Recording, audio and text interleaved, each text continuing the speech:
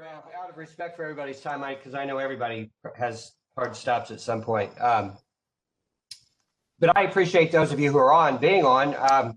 Not that we have any earth-shattering information that you probably don't know. I think there are probably more people who have paid attention and are more informed about the election and the outcomes that we know of this year than for a long time. We know that because more people have voted, for one thing.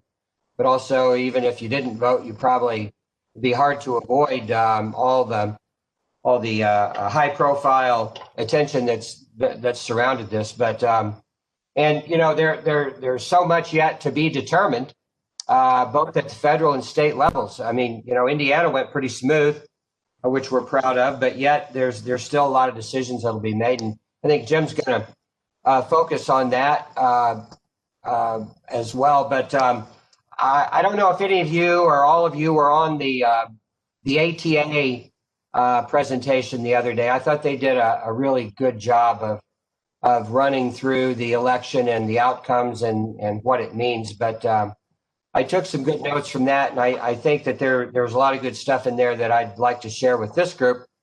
Again, I doubt if there's anything here that most of you don't know, but hopefully somebody will learn something.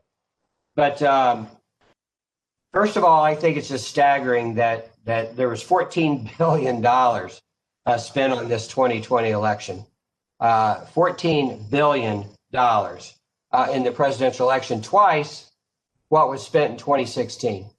That's just an unbelievable number to me, especially when you think of where it was spent and what the outcome was. Most of the money was spent by the Democrats, and you would think that, as it typically does, makes a big difference. They had predicted the blue wave and all these seats that were going to flip, and none of that happened. As a matter of fact, it kind of went a totally different direction. You know, granted, we think, or at least if nothing changes from what we know now, maybe they did win the presidency, but that's about all they won, really, especially considering the effort and the money that they put in it and what the pollsters predicted. I would not want to be a pollster going forward here. I'd probably be looking for a new job. But Joe Biden, as you probably know, is known as a moderate. And many of the people that are going to be behind him, helping him to decide what to do, are not. So he's in a difficult situation here, I think, going forward. And for those of you who are paying attention, there's a lot of I don't want to use the word civil war, but there are a lot of differing opinions, dissenting opinions on how this administration needs to proceed. So I think that all of that is yet to be determined as far as who ends up in his cabinet and who actually calls the shots, because, again, I don't know how many of them Joe's actually going to call himself. The difference since 2016, as we know, are these Sun Belt and Rust Belt states.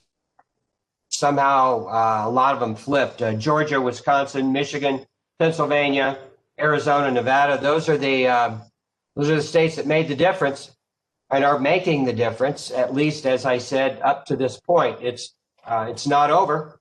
Depending on your perspective, it's not over. Some people say it is, and some don't. So, but those are definitely the places that made the difference.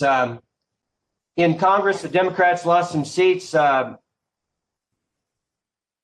of a couple of days ago, I believe 2 or 3 days ago, the Republicans had gained at least 5 seats, and some say maybe they'll gain as many as 10 before this is over.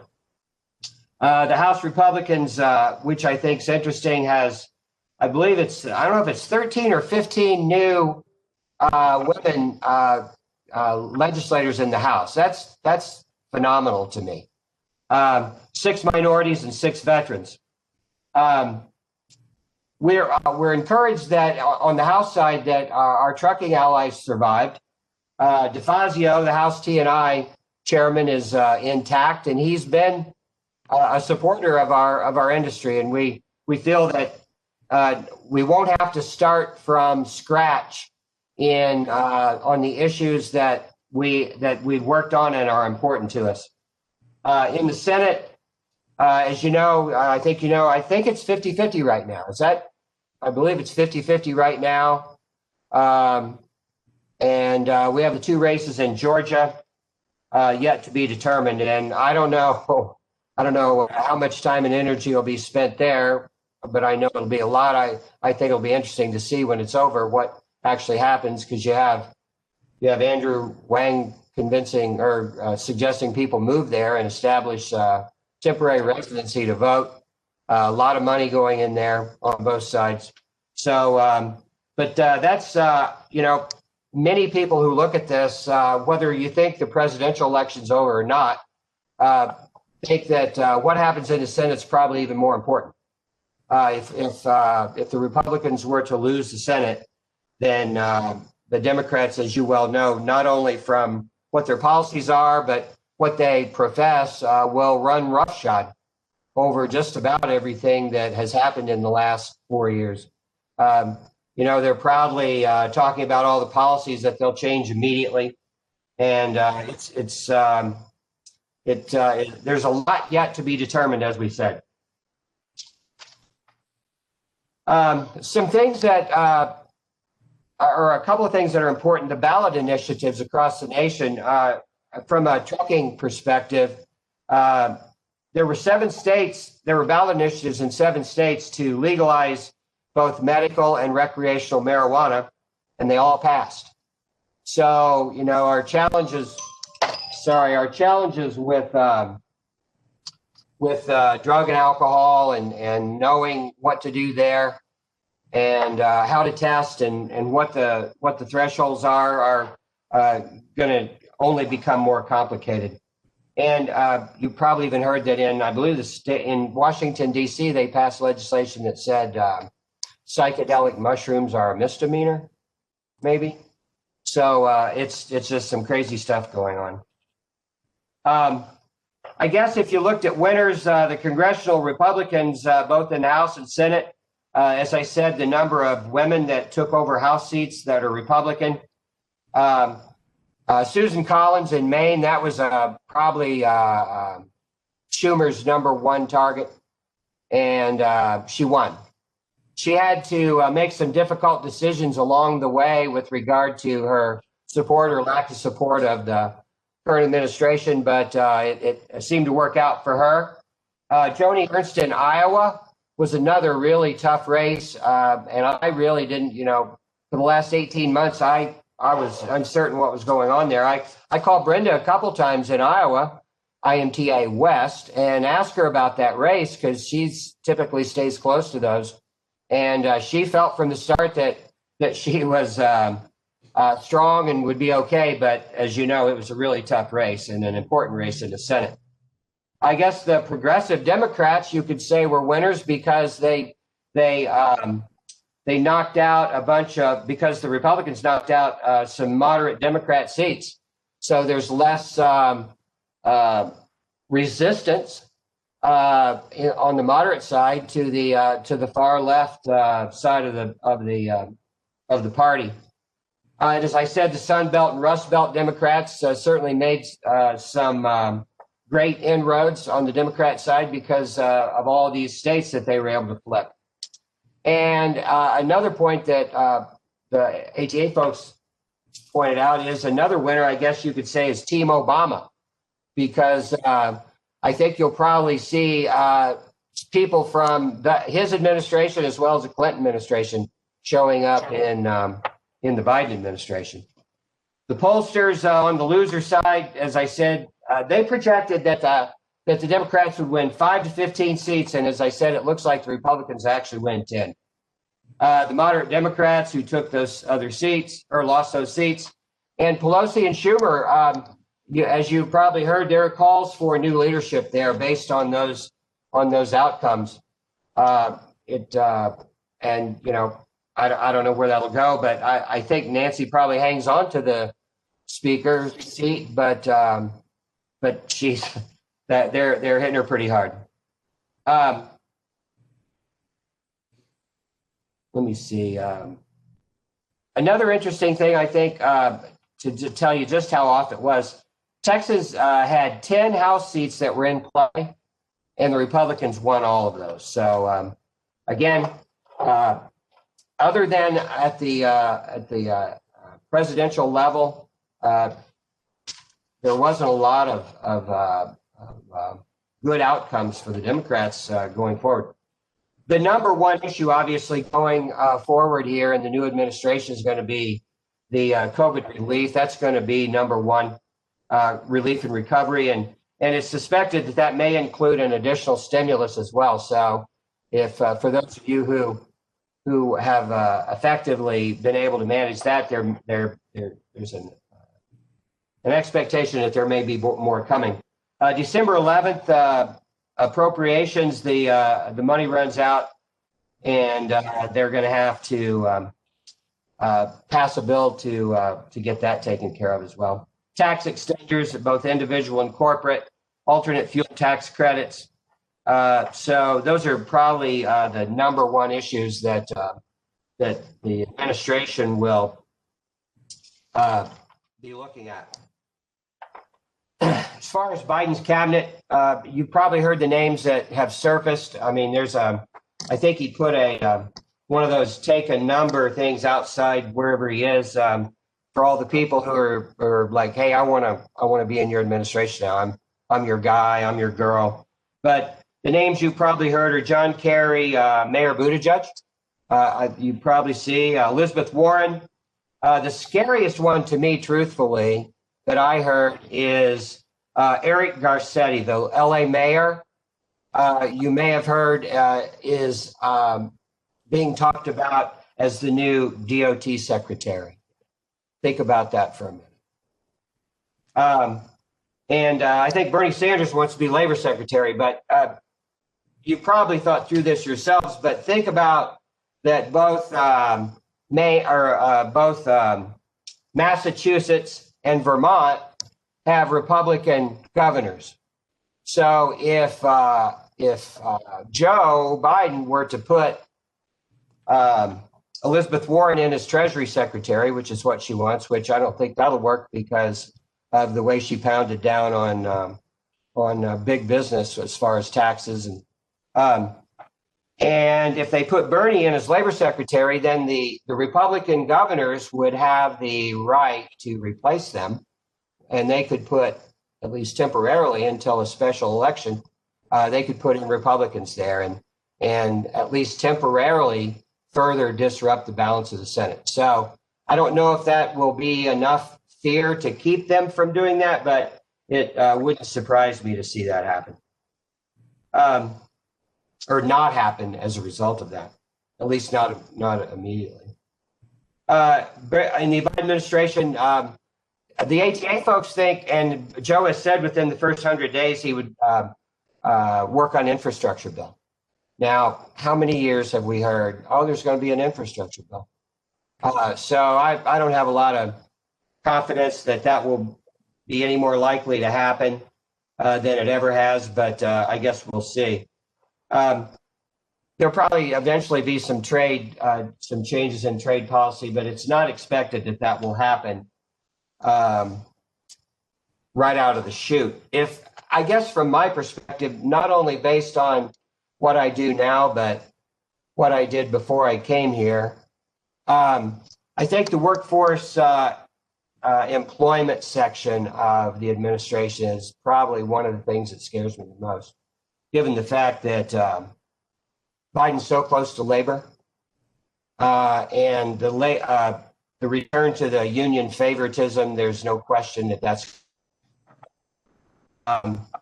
they will control. I believe that labor will control any decisions that have to do with independent contractor, the issues that we worked so hard on for so long, meal and rest break period, F4A in California. As a matter of fact, you may know that on Tuesday, the Teamsters let me get this here. You may have seen this. The Teamsters filed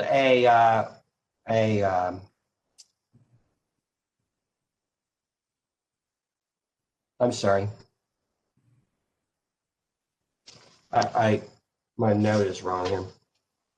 They filed on Tuesday to stop the upcoming oral arguments in the challenge to Secretary Chow's California preemption order on F4A, meaning that they're saying, hey, we can't make that decision now because we have to wait until the new president comes in, which obviously there would be likely a different decision when the new president came in.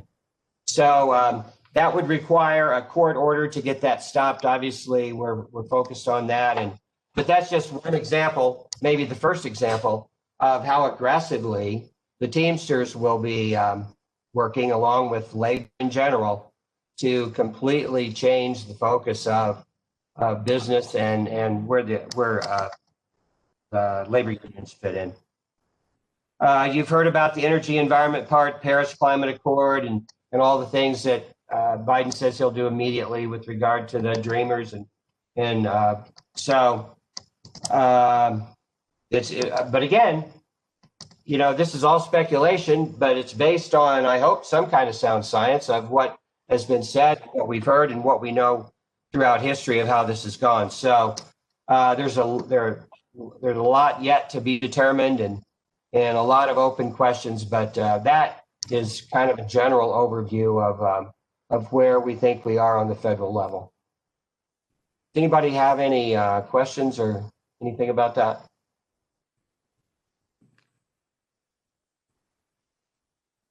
All right. Jim, you want to give us your perspective on what happened in the state? Like I said, Indiana went smooth, both at the federal and state levels, as it always does, because we seem to know how to do that kind of thing. But there's still a lot of questions that we will need to have answered before we can definitively determine our course of action going forward in this new 2021 legislature with regard to leadership, both at the in the seats as well as the committee level. So Jim is going to help us understand that. Yeah, thanks, Gary. Good morning, everybody. Indiana was a different animal than the rest of the country, where Trump didn't quite match his 19.6% plurality last time, but he was equally as strong here. Probably the most competitive seat that we saw was the 5th congressional district, which was on the northeast side of Indianapolis. Retiring Susan Brooks ran again. Was not running. Republicans nominated a state senator, Victoria Spartz. Interestingly enough, a very first generation immigrant from Ukraine, speaking with a very heavy Russian accent, which, with the backdrop of all the Russian collusion and everything we've heard for the last 4 years, was kind of an interesting perspective. And they, the big question was, where did all her money come from? Kind of a whisper campaign of she must be coming from the, she must be being supported by the Russians. Against a very popular centrist former state representative, Christina Hale. I think they spent close to 20 million, if not over that, in that race, and it was just the barrage of campaign ads, one after another, from both directly from the candidates as well as all those other groups. And at the end of the day, Spartz ended up winning pretty comfortably. I think probably gave us a hint of what Georgia might look like over the course of the next couple of months. In fact, if anybody knows of a TV station down there we can all go down and buy, I think now would be a great time to get in the media business in Georgia. So the legislature well, back down from the statewide seats, all went Republican again. The governor, the governor's taken a lot of credit that this was a mandate for him. He did win with a huge, comfortable majority. It's not the largest majority or plurality that a governor has ever won by here, and I think they would like to be able to claim that, but there's differing, I think, differing narratives being spun out there about how this election worked for the governor. One that they're working on, that this is because of everything he's done is the most popular, and he's the best thing since sliced bread.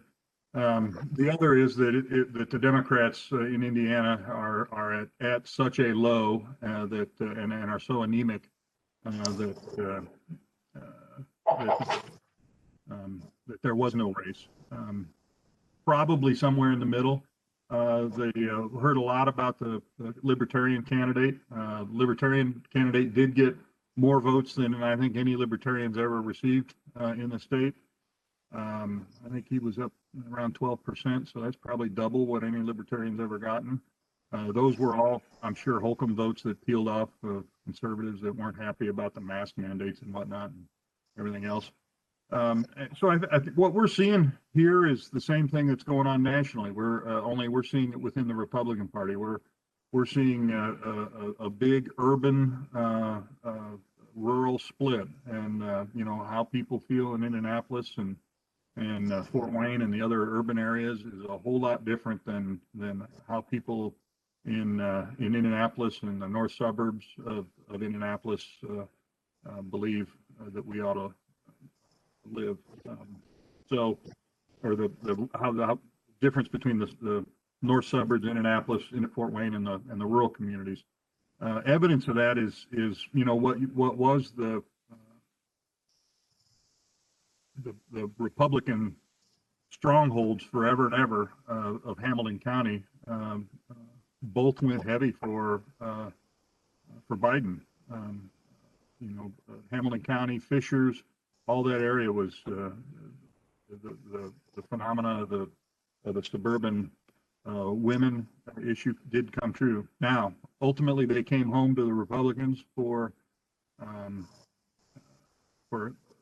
Victoria Sparks and the state legislative races, including the Speaker of the House and a longtime representative representing Carmel, Jerry Torr.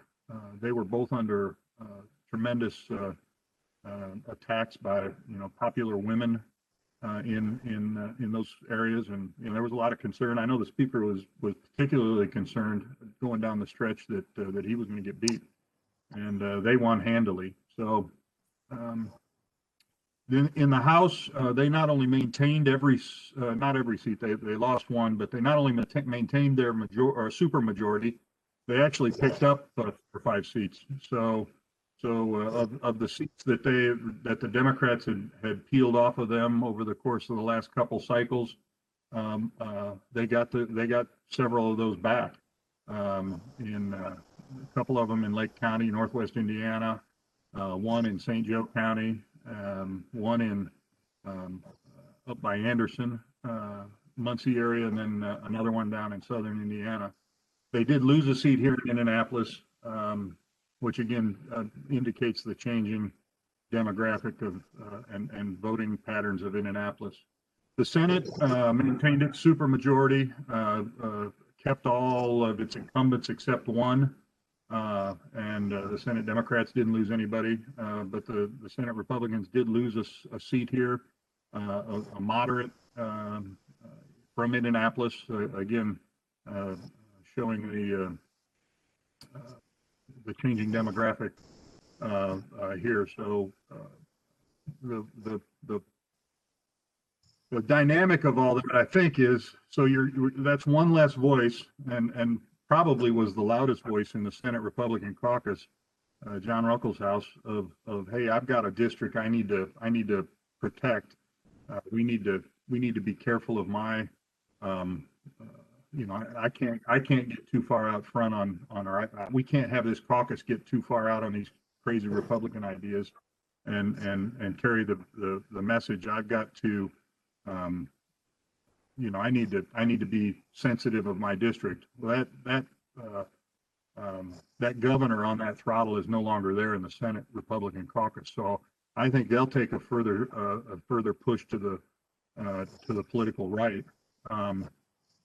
The House Speaker is you know, and the Speaker's political base is more closely aligned with the governor. So I think there'll be some more allegiance there to the governor. There's an overall feeling that's developed in the legislature, and more strongly and more openly expressed in the Senate that these emergency powers that the governor is operating under are inappropriate and that we need to peel those back. I think that will be a major issue that we're going to deal with in this session. So, you know, with the increase in COVID coming back, you know, the governor announced yesterday, or Wednesday, I'm sure everybody's aware that we're going to give the county health departments a lot more authority. I think they anticipate a whole bunch of these counties that are now orange are headed to red, and that, you know, there's going to be some more draconian things put in place on the economy and everything else as far as gatherings and whatnot as we head into to the fall. What that overshadowing that is how the legislature is going to meet. They haven't fully managed how they're going to try and get through this.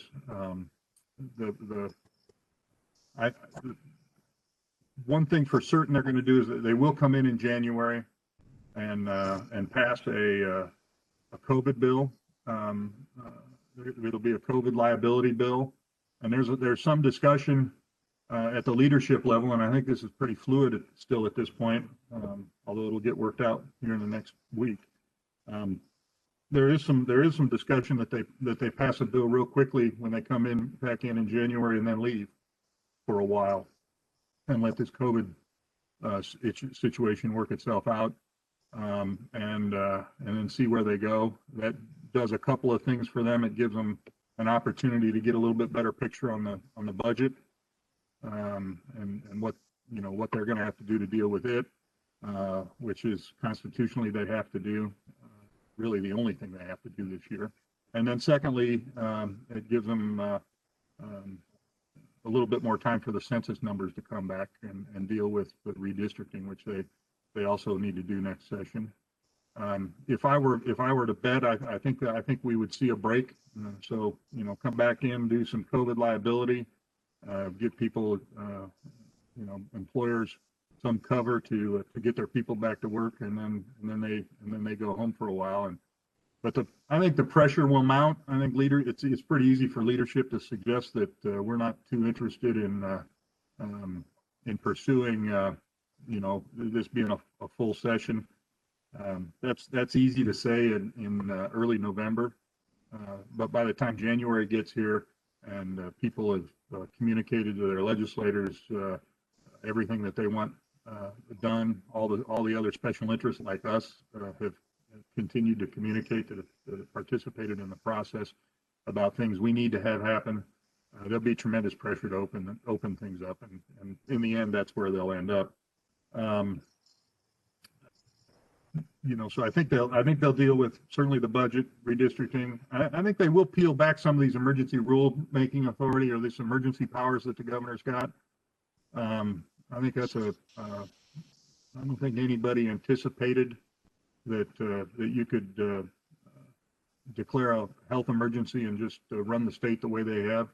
I think they've always thought that for an extended period of time like this, the mechanism for a governor to do this would have been to call the legislature back in session and have the people speak through their elected officials on how to do this instead of having the chief executive just run things. So I think you'll see some of those things. Pretty healthy discussion center around a lot of those things. So committees, leadership. We've got a new speaker in the House. This will be his first budget. He was there last year acting as speaker, but Brian Bosma, the speaker who had just stepped down, was still there, so he was still operating under Brian's shadow. So Todd Houston this will be his first run. So he's got a budget to deal with. He's got COVID to deal with.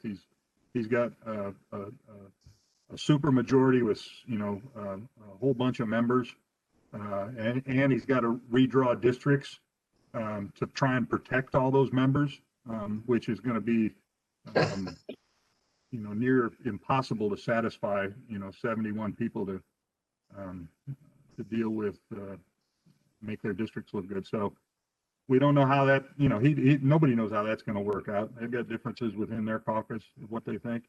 There's a lot of people who want different things inside the caucus, and one of the ways they're looking at increasing people's participation in leadership is suggesting that if you serve on Ways and Means, that automatically makes you ineligible to serve as a committee chair.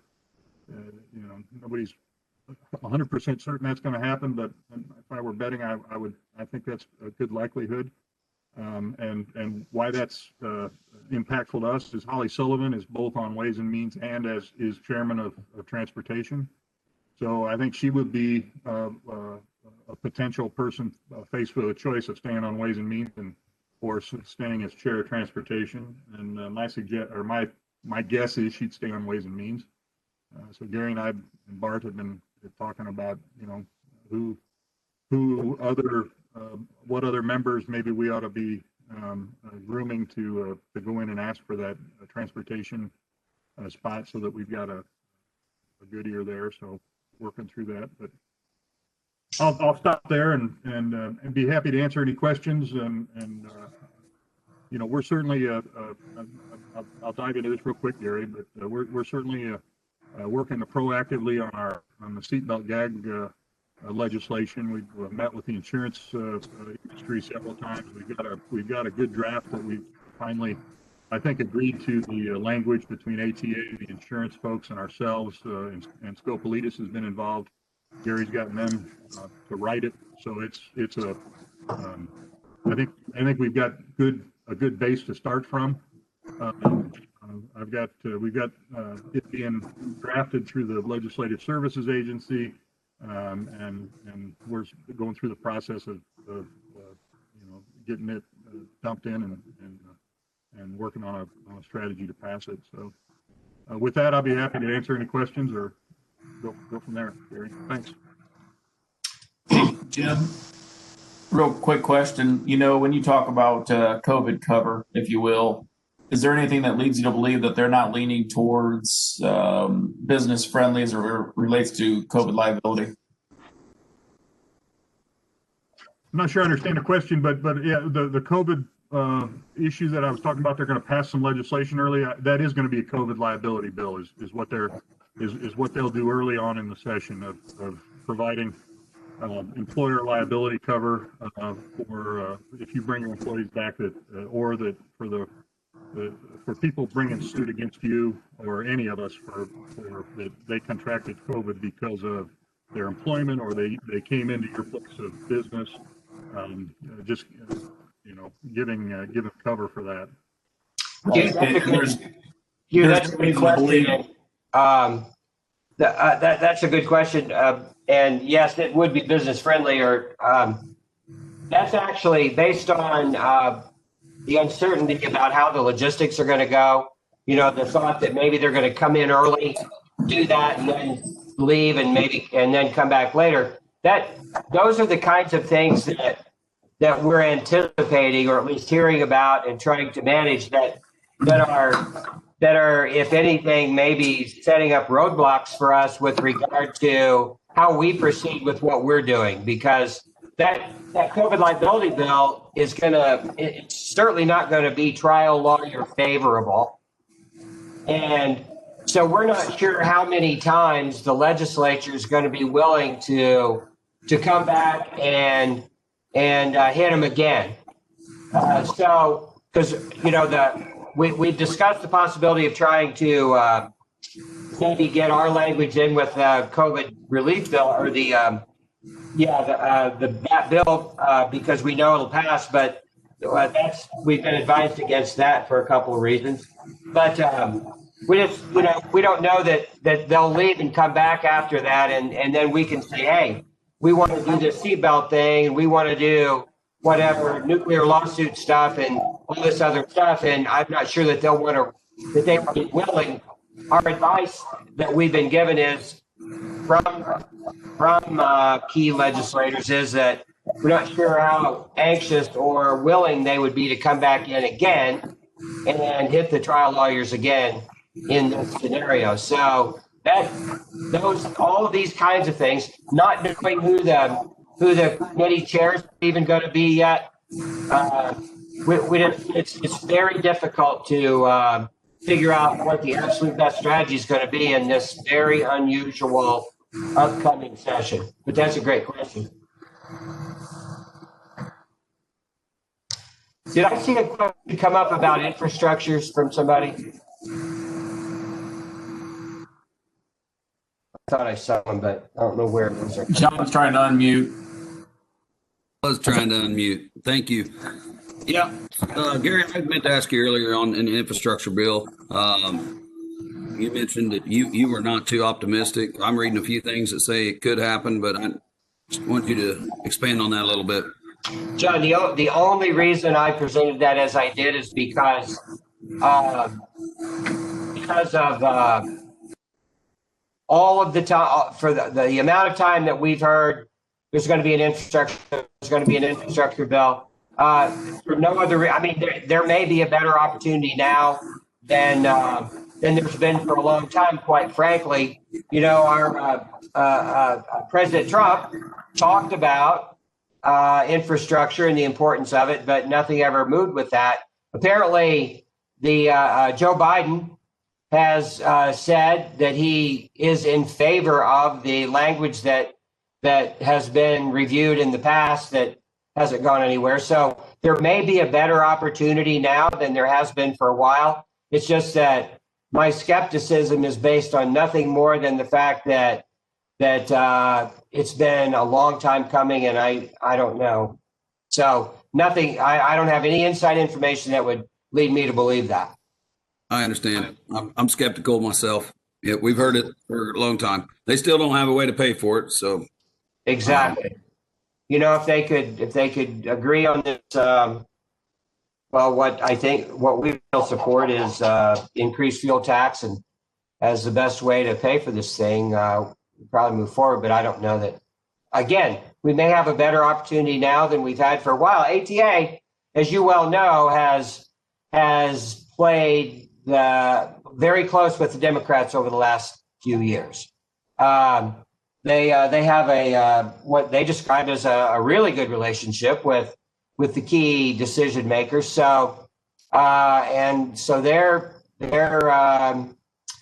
expectation is that there's a good possibility that something will move, and that ATA is very well positioned to work with them to make sure that the language is supportive of our industry, as you probably well know.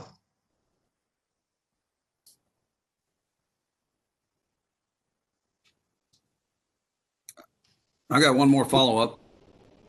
If I don't want to hog the floor, but you know, as we look at these last two Senate races, and Gary, your cohort was it Ed Corral at Georgia Motor Truck. I know they were put together. I sent him a couple checks yesterday. I didn't know if maybe us as a group had any interest in that, or IMTA does, and you put it together and send their way or not, or if it's worth it. Just open for discussion. I'm not trying to tell you what to do. I know they're putting together a deal for Georgia Motor Truck to present quite a bit of money to these guys if they can get it done. Yeah, I'm certainly, I mean, I would certainly help to manage something like that. We had what I think is a successful campaign within the association here for Governor Holcomb. And because that money was above and beyond what some people had already contributed to our PAC.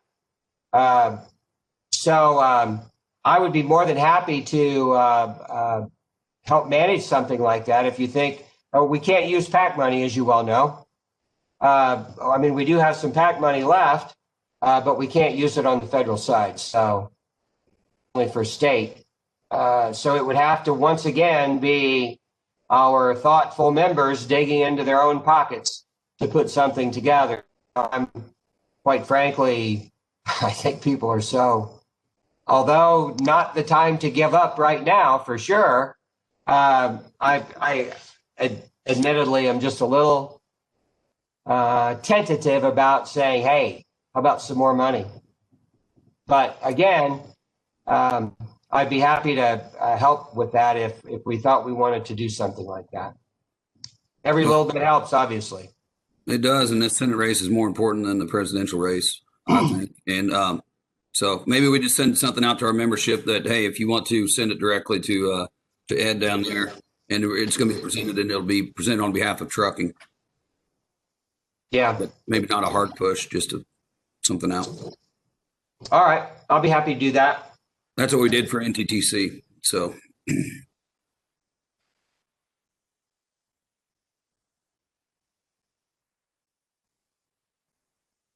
All right. We'll get something out on that. Still be a great idea to buy a TV station down there. John, can you get that message to Dad? Yeah. He could be the reporter on the station. He'd be good at that. So, anybody else have any questions? I'll just very quickly talk. Hugh and I have been talking last couple. Or are you getting ready to talk? You want to, as chairman of our legislative committee, do you want to talk a little bit? I just wanted to ask you: is there any groundwork? Not getting into our subjects that we talked about. Is there any groundwork, with Holly or Speedy or Fry, on roads and transportation to help carry the torch, whatever the hell they decide to come back to work and do anything? Is there any groundwork that we want our members to start engaging to help you, i.e. seatbelt gag law and future items? We need to start really grassrooting.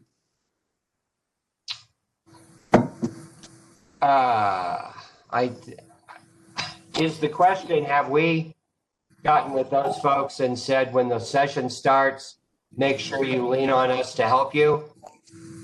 Yes. And then, what message do we want to start? You and Jim and the team have done a great job of keeping things in their ear, but is there anything that we want to amplify, that we want to get out to our members? Yeah.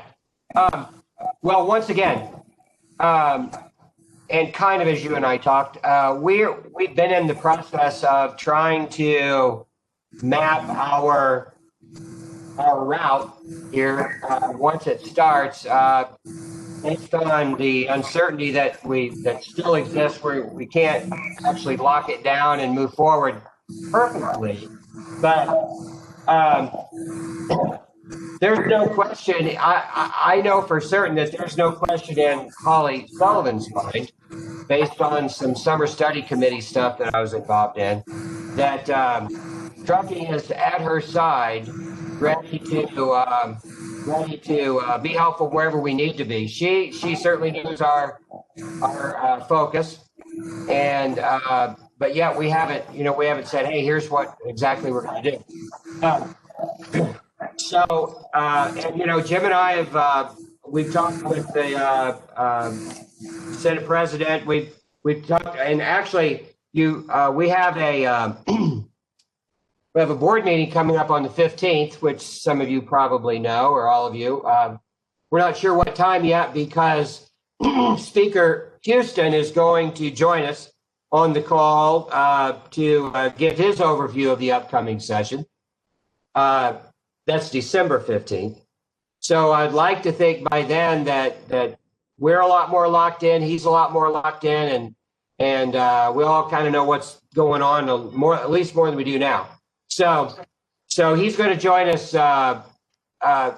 virtually, obviously, to talk to us about what he knows and give us an opportunity to talk to him about what's important to us. So I think that will also be an important tool for us to move forward. But yeah,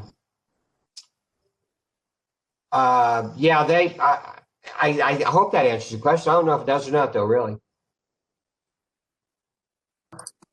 Yeah, I mean, yes, it does. We can talk more detail later. I mean, I think you're on the right track here of firing up this legislative committee, and we have some great technology now that allows within our association that allows us to get information and requests and inquiries and anything that we want out to every member and every legislator almost instantaneously. So we haven't had before. We used it a little bit in the past, but nowhere close to its capacity. So I look forward to that as well, especially in this new virtual world. I think we're going to be able to definitely ramp up, raise the bar on our ability to communicate with these legislators, because I don't know how many of them are anxious to meet with us personally and face to face right now. Anyway, I heard this morning that Senate-wise, and Jim, you probably heard this, I think there are 50 senators, I think 20 of them are going to be sitting in the balcony, 30 on the floor and 20 in the viewing area in the balcony during the session. So I don't know if they're going to give them a microphone or if they're going to have to yell down over the railing.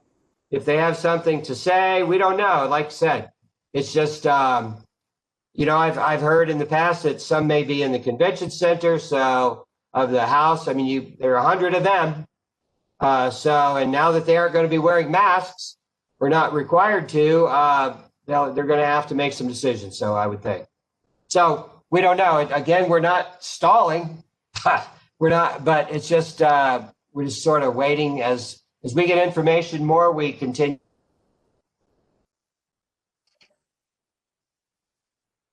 Yeah, Gary, Jim here. I think Hugh brings up a great point. Maybe the legislative committee would maybe a letter from the legislative committee or the PAC committee or just you as CEO of after organization day of congratulatory letter of their new positions, congratulations on their election success, and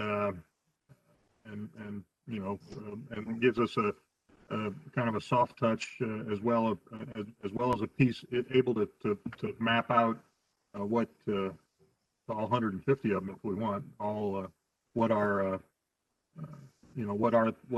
key issues are going forward. And then, that's something we can also have. We can look into having membership talk to folks as well. Right. Good idea, Jim. I like that. Yeah, we have, and next Tuesday's organization day. So anytime after that, we can get something out. And again, this system that we have it's really slick. It allows us to really, we can use it comes with a lot of different weapons. It comes with shotguns and it comes with sniper rifles. So we can get information to a person or to a lot of people very quickly, very completely. So good point. Anybody have anything else?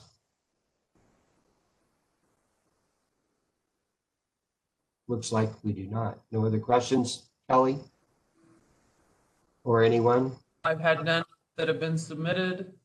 Okay. A couple folks have dropped off, so I think that would wrap it up for today.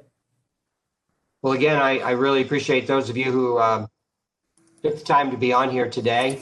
I don't know, again, if there's a lot of new shattering information, but I do believe we talked about some good things here that are going to help us going forward with regard to our committees and our preparation on the upcoming session. So as always, please, anytime that you have thoughts or suggestions or recommendations or concerns, please don't hesitate to contact me or anyone at the association about that, because it's even more important now that we don't see each other. It's so important to hear your voice or see your voice in this case, or call or whatever, to help us know that we are continuing to be on the right track and we are operating according to the will of the association. Because it's, as I've said before, we need your input. So thanks for being those people today, and spread the word. Have a good weekend. See you later. Thank you. Thanks, Gary. Okay.